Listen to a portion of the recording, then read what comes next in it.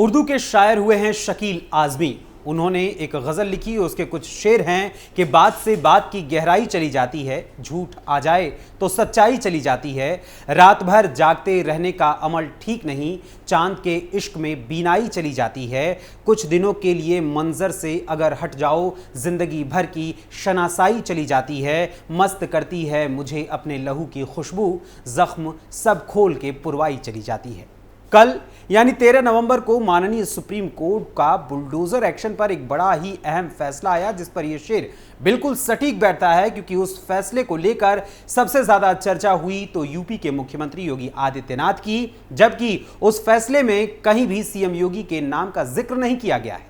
मगर जैसे ही यह फैसला सामने आया तो बिना असल फैसले को जनता के सामने रखे लोगों ने यह कहना शुरू कर दिया कि अब बुलडोजर एक्शन पर पूरी तरीके से रोक लग गई है और अब बुलडोजर गैराज में बंद करके खड़ा कर दिया जाएगा। और खास कर सीएम योगी के बुलडोजर एक्शन पर रोक लगाने की भी बात हुई।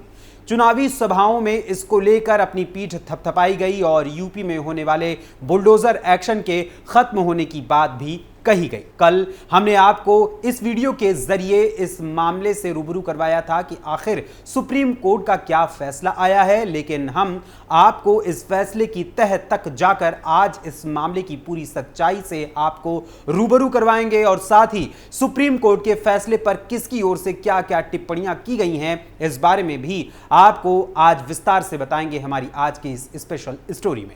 नमस्कार, कैपिटल टीवी उत्तर प्रदेश देख रहे हैं आप और मैं हूं आपके साथ अखिलेश पांडे। सबसे पहले आपको बताता हूं कि आखिर माननीय सुप्रीम कोर्ट ने किस मामले को लेकर बुलडोजर एक्शन पर क्या फैसला सुनाया और क्या गाइडलाइन जारी की।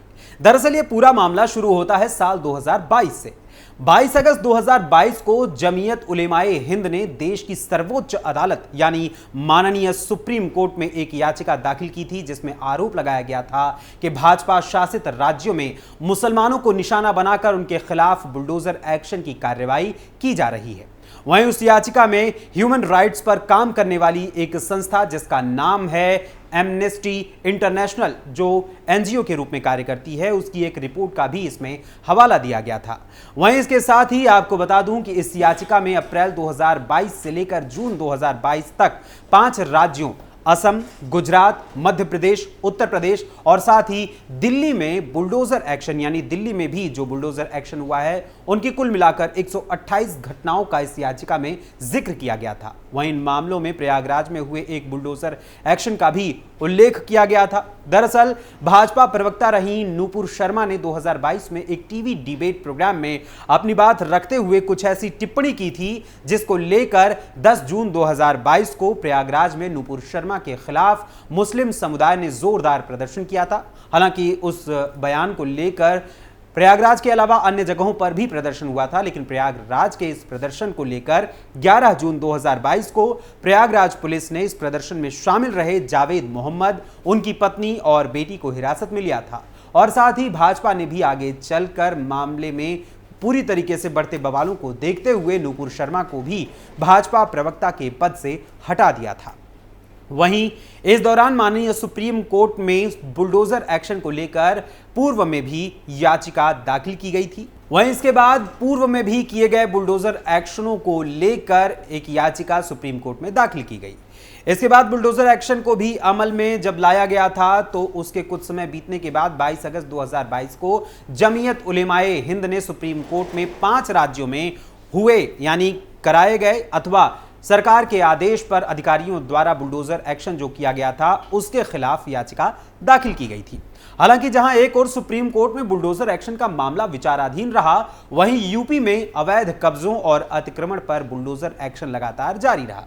यूपी में ही नहीं बल्कि इसके अलावा गुजरात, महाराष्ट्र और अन्य जगहों पर भी बुलडोजर एक्शन लगातार कराया जाता रहा। वहीं कल यानी 13 नवंबर 2024 को 2022 में जमीयत उलेमाए हिंद की ओर से दाखिल कराई गई याचिका पर जब सुप्रीम कोर्ट ने अपना फैसला सुनाया तो उस फैसले को लेकर तमाम चर्चाएं हो रही हैं, जिसको लेकर यूपी विधानसभा की 9 सीटों पर होने वाले उपचुनाव में भी इस फैसले का इस्तेमाल किया जा रहा है, यानी इस फैसले को लेकर तमाम बयानबाजियां भी की जा रही हैं। वहीं इस मामले पर सुप्रीम कोर्ट ने अफसरों को फटकार लगाते हुए कहा था कि वो किसी फैसले को अपने हाथ में नहीं ले सकते और साथ ही बुलडोजर कार्रवाई के लिए सुप्रीम कोर्ट ने गाइडलाइन भी जारी की थी, जिसमें सुप्रीम कोर्ट ने कहा था, सबसे पहले बुलडोजर एक्शन को लेकर 15 दिन पूर्व जिसके खिलाफ बुलडोजर एक्शन होना है उसे नोटिस देना होगा। इसके अलावा जिसके खिलाफ बुलडोजर एक्शन की कार्रवाई का नोटिस दिया गया है उसका पक्ष भी अधिकारियों को सुनना अनिवार्य होगा। इसके साथ ही नोटिस को अनिवार्य रूप से डाक के जरिए भेजना होगा और साथ ही बुलडोजर एक्शन के लिए जारी किए गए नोटिस की जानकारी जिले के डीएम को भी देनी होगी।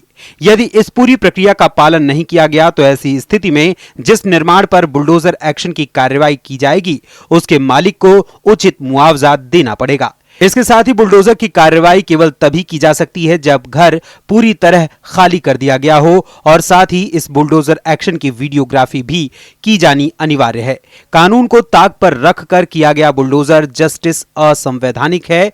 किसी के घर को सिर्फ इस आधार पर नहीं तोड़ा जा सकता है कि वो दोषी है। यानी इस मामले में कहीं भी प्रदेश सरकार का जिक्र नहीं किया गया है, बल्कि ये आदेश मुख्य रूप से अधिकारियों को चेतावनी देते हुए जारी किया गया है, जिसको लेकर चुनावी माहौल के बीच विपक्ष का कहना है कि अब इस आदेश से यूपी सरकार के बुलडोजर एक्शन पर रोक लग जाएगी, जबकि सुप्रीम कोर्ट के इस आदेश में ऐसी कोई भी परमानेंट रोक नहीं लगाई गई है।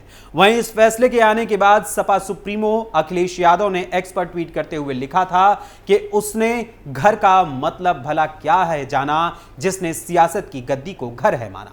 वहीं इसके साथ ही कानपुर की सीसामऊ विधानसभा सीट पर होने वाले उपचुनाव को लेकर अपनी प्रत्याशी नसीम सोलंकी के पक्ष में प्रचार करने बीते दिवस पहुंचे सपा प्रमुख अखिलेश यादव ने अपनी जनसभा के दौरान सुप्रीम कोर्ट के इस फैसले को लेकर भाजपा पर करारा हमला बोला।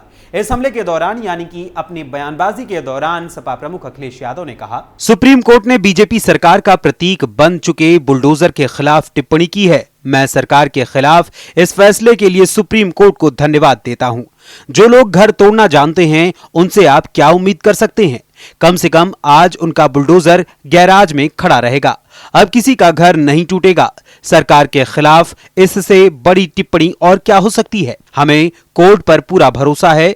एक दिन हमारे विधायक रिहा होकर हमारे बीच आएंगे और वैसे ही काम करेंगे जैसे पहले करते थे। वहीं इसके साथ ही सुप्रीम कोर्ट के इस फैसले पर कांग्रेस नेता सुप्रिया श्रीनेत ने भी टिप्पणी की और उन्होंने कहा, सुप्रीम कोर्ट ने अपना फैसला सुनाया है और ये वास्तव में बीजेपी सरकार को आईना दिखाने जैसा है, खासकर उत्तर प्रदेश में। देश भर में बीजेपी सरकारों की ओर से की जा रही अत्यधिक मनमानी कार्रवाई, चाहे वो उत्तर प्रदेश हो या मध्य प्रदेश, गैर कानूनी है, नहीं होनी चाहिए। आपको दोषियों को सजा देनी चाहिए, लेकिन मनमाने ढंग से घरों को तोड़ना और सबसे ज्यादा समाज को बांटना अनुचित है। बुलडोजर न्याय नाम की कोई चीज नहीं है, संविधान है, कानून का राज है और इस देश में वही चलेगा। गौरतलब है कि सुप्रीम कोर्ट ने जो आदेश दिया है उसमें कहीं भी अवैध निर्माण के विरुद्ध बुलडोजर एक्शन पर रोक लगाने की बात नहीं की गई है। वहीं इस बीच सुप्रीम कोर्ट के पूर्व मुख्य न्यायाधीश डीवाई चंद्रचूड़ की बेंच ने 2019 में महाराजगंज सड़क चौड़ीकरण के दौरान हुए बुलडोजर एक्शन को लेकर 2022 में दाखिल की गई एक याचिका पर अभी एक हफ्ते पहले फैसला सुनाते हुए यूपी सरकार को आदेश दिया कि याचिकाकर्ता के घर पर अधिकारियों द्वारा गलत तरीके से बुलडोजर चलाया गया है, जिसकी वजह से उसका घर टूट गया है। अब उसकी भरपाई के रूप में यूपी सरकार को 25 लाख रुपए जुर्माने के तौर पे देने होंगे और साथ ही उस मामले के जिम्मेदार अधिकारियों की जांच करने का भी आदेश दिया था माननीय सुप्रीम कोर्ट ने। और इस आदेश को लेकर भी सपा प्रमुख अखिलेश यादव ने योगी सरकार पर हमला बोलते हुए एक्स पर ट्वीट करते हुए कहा था कि जुर्माना वसूलने वाली सरकार पर ही जुर्माना लगाया गया है।